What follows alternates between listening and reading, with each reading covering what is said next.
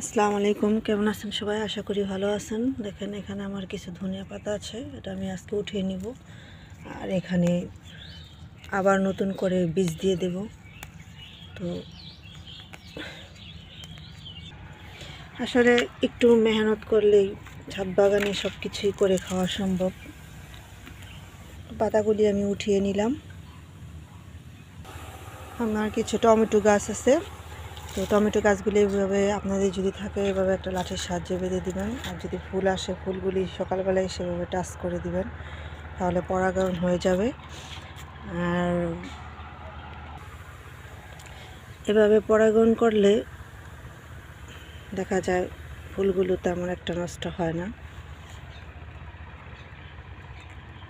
পরাগায়ন করে দিবেন।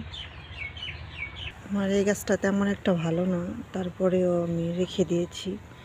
অনেক ফুল এসেছে গাছটা, দেখেন অলরেডি টমেটো চলে আসছে।